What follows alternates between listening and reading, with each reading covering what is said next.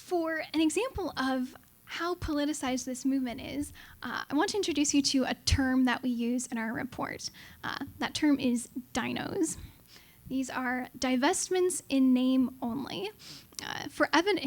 If you were looking for evidence that divestment is an empty political stunt, look no further than our list of DINOs. We have 4 universities that have made some kind of divestment announcement and have done absolutely nothing. They have not divested anything. No change in the endowment at all. We have another 4 runner-up DINOs that divested next to nothing. For instance, Stanford University, which said it had a very small fraction of its endowment directly invested in coal. That was the only part affected. Georgetown said it had an insubstantial portion of its endowment directly invested in coal.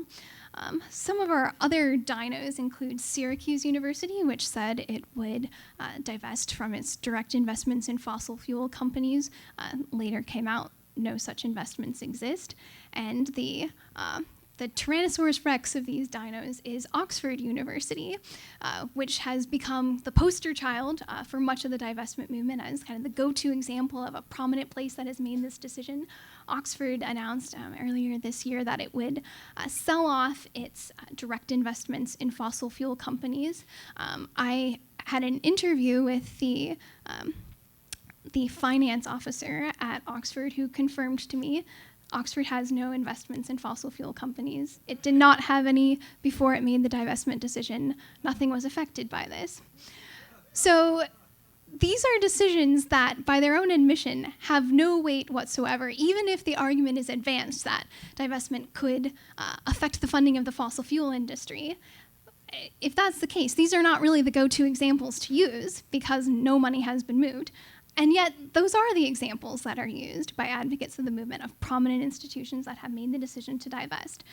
We looked closely at the divestment decisions of each of the American colleges and universities that has made a divestment decision as of September 1st. That was our cutoff for our research, and only 34% of the divested colleges and universities have fully divested from fossil fuels. So the fact that universities can be celebrated for doing nothing more than getting a headline and injecting politics into the boardroom is another sign that this is not an apolitical campaign. And that is dangerous because if this movement succeeds in its aims, it exterminates the political neutrality of higher education. It hijacks the idea of free speech and of academic freedom, and it turns these terms into a cover for political activism.